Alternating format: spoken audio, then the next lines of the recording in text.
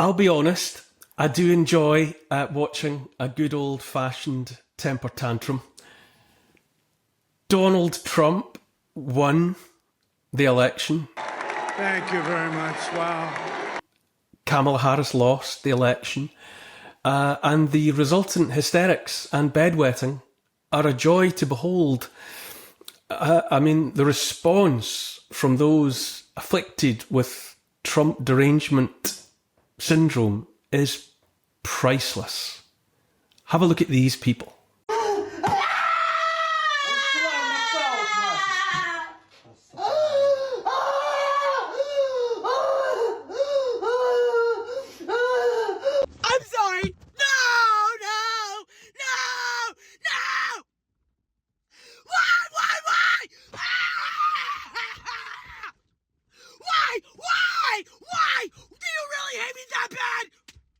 Why, first of all, does anyone in their right mind record themselves having a hysterical fit and then post it for general consumption?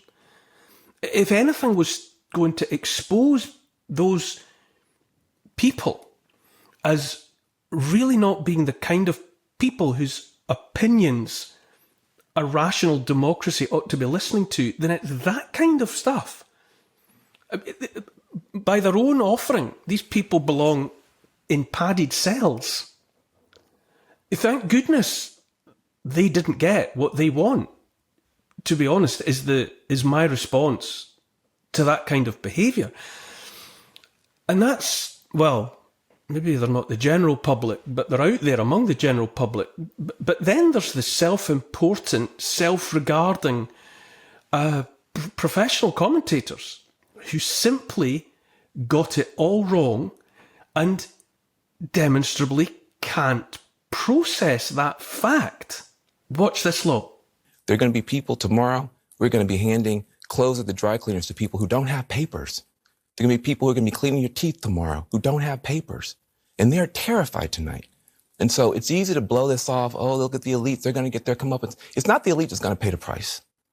It's people who woke up this morning with a dream and are going to bed with a nightmare. And those people didn't deserve to be respected and held and talked to. Those are the people who are going to pay the price for whatever Donald Trump decides to do.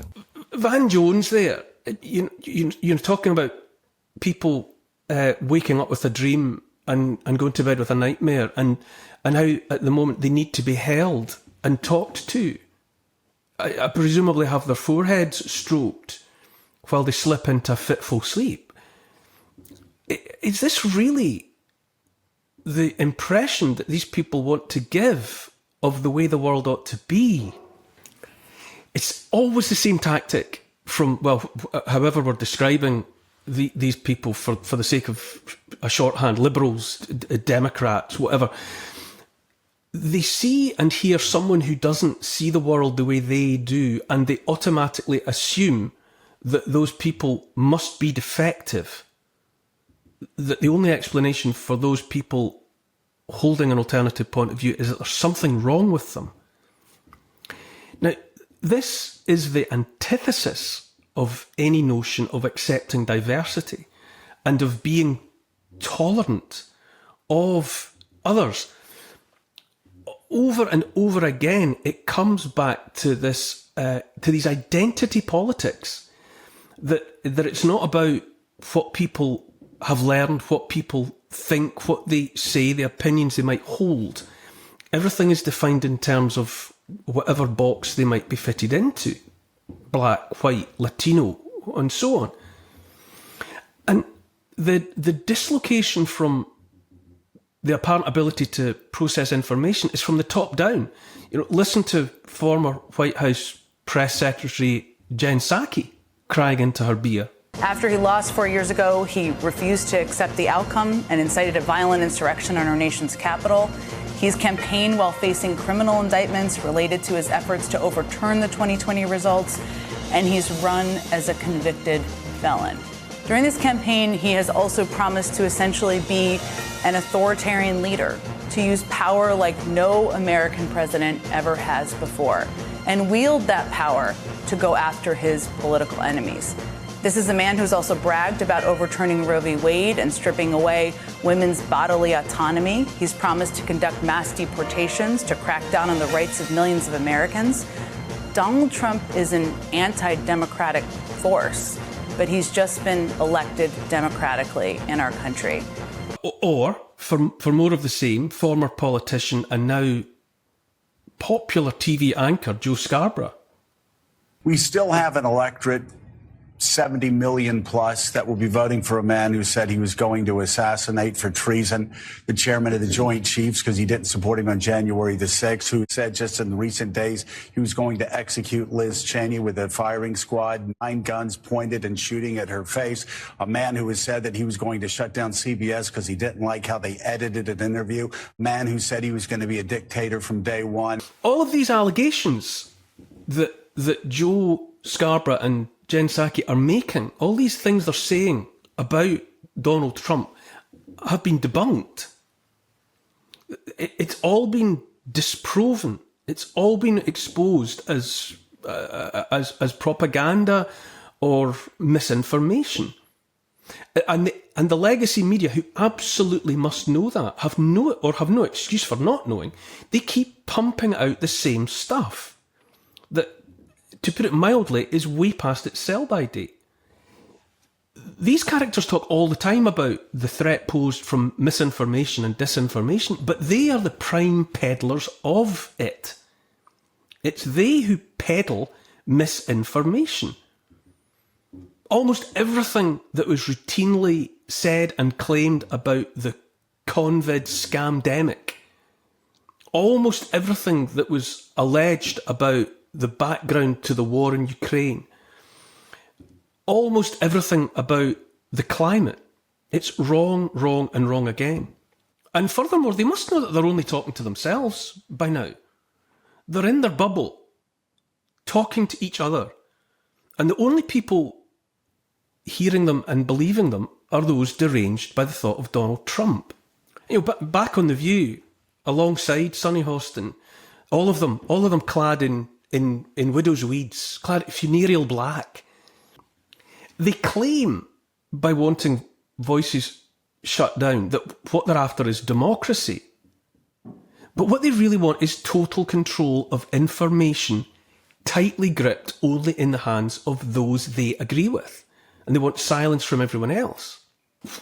When do these people pivot and change their position to something else? When do they leave aside what they've been saying so far that's been debunked, that's now out of date, that has been overtaken by events, and move on to the next approved opinion? Because they absolutely have to do that, and they have to do it soon. And when they do, it will be reminiscent of what they did in relation to Joe Biden at the end. Where for the longest time, although Joe Biden was plainly suffering from some form of cognitive decline, senile dementia, whatever, right up until the last moment, Joe Scarborough, Jen Psaki and the rest of them were waxing lyrical about how this was the best version of Joe Biden that we would ever get, that he was as sharp as a tack, on top of the details, master of all. And they kept repeating that right up until the moment they were told to drop him. And they dropped him like a hot cake. And next up, it was the coronation of Kamala Harris as Queen of the World, for all the good it did them. But even if they do, and when they do, we see them now. We can see what is happening. It actually reminds me of the Spider-Man movie, specifically the scene where Peter Parker meets his longtime bully in the school corridor beside the lockers, and the usual fight ensues where the bully's going to dominate Peter Parker. But by now, Peter Parker has superpowers, so that when the bully is throwing the same old punches, Spider-Man can see it all coming in slow motion, and he can avoid it all easily. That's what's happening here. The bullies are going through the same old motions, throwing punches, but we can see them coming from the wind-up onwards, and we can step out of the way. How long will the would-be bullies keep throwing the same old slow-motion punches before they realise that they can no longer connect with the target? So many people have been so hopelessly wrong-footed by the result of that election. And it's the same on the British side of the Atlantic. People in responsible positions demonstrably don't even have the self-preservation instincts to enable them to avoid pratfalls. And that inability is all the proof that's needed that those people are utterly unfit for the positions of power that they're occupying. Look at Keir Starmer. Look at what he had to say.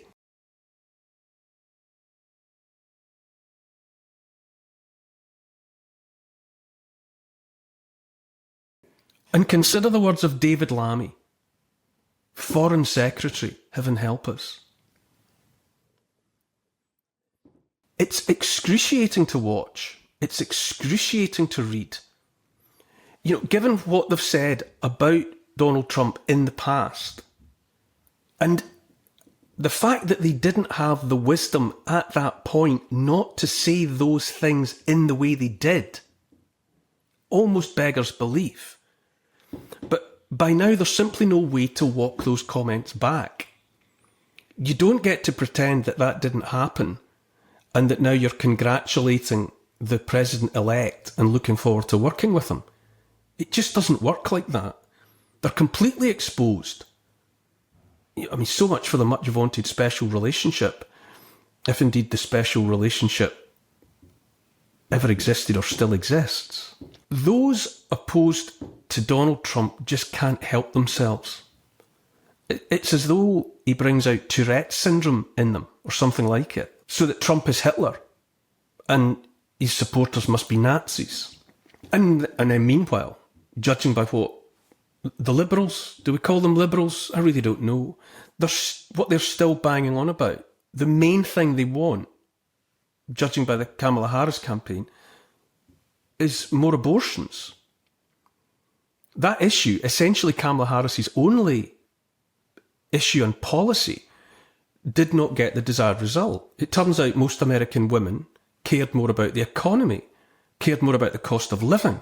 It's not abortion clinics on every street corner that the average American woman wants, as it turns out.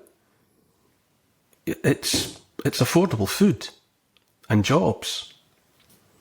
And when will the Liberals realise that the talk of abortion and women's reproductive rights is not a vote winner? Look at this on TikTok. Women, I'm here to talk to you today. The first thing you're going to do is you're going to delete your period tracking app. I don't care what state you're in. Go into your history, take out a paper planner, write down your history so that you have it, because I know that you track it, you use it to track ovulation and all of that stuff. You can't do that in an app anymore. Before you delete the app, you're going to delete your data out of the app. That's not a sure way to make sure that they can't use it against you later, but it helps. Next thing you're going to do, you're going to get Plan B, or its prescription equivalent. If you are comfortable getting the prescription, you can go to your doctor, and sometimes you can get it for free. That version, I think, is called Ella.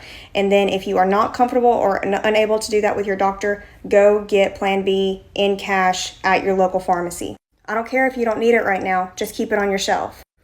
The next thing you're going to do is you're going to follow creators like Jessica Valenti. She talks about abortion in her newsletter, Abortion Every Day. She is a godsend. I don't know how she does it. She is amazing. She will keep you educated on all of the things going on around abortion, not just abortion news, but news related to abortion. That stuff is going to be very important to you now. Whether you ever considered getting an abortion for yourself or not, this is vital information to you. I don't know where to go in response to what that woman is saying. I don't know how to respond to that kind of deranged position. Bodily autonomy is the rallying cry all the time, and yet only in relation to abortion and reproductive rights. These were the same Liberals who, during the scamdemic, let's remember, wore double masks and called for mandated jabs. They wanted the unvaccinated held down in the street. Where was the defence of bodily autonomy for women and men then, why does bodily autonomy count sometimes and not in others? So many people plainly have so much riding on Donald Trump. But perhaps the bigger lesson of the last few days, or the last few years, is that it's too much to ask of any one person, whoever that person is, to single-handedly deliver us from evil. Donald Trump, he's one person. And surely the desired effect of what he has been saying should be that everyone else gets up and moves positively as well. The most telling thing Donald Trump ever did was get up after being shot at. He could have stayed down, and who could have blamed him? He could have waited to be carried out in a stretcher, but he stood up, and standing up in that way, in that place, at that time, in response to that event, made all the difference. He's famously warned the people of America, but further afield as well, that it's not him the deep state is after, it's everyone, and that he's just standing in the way. He stood up after one bullet, but he can't stop 1,000 bullets. No one can. The fact is, the lesson to be learned is that we will have to save ourselves.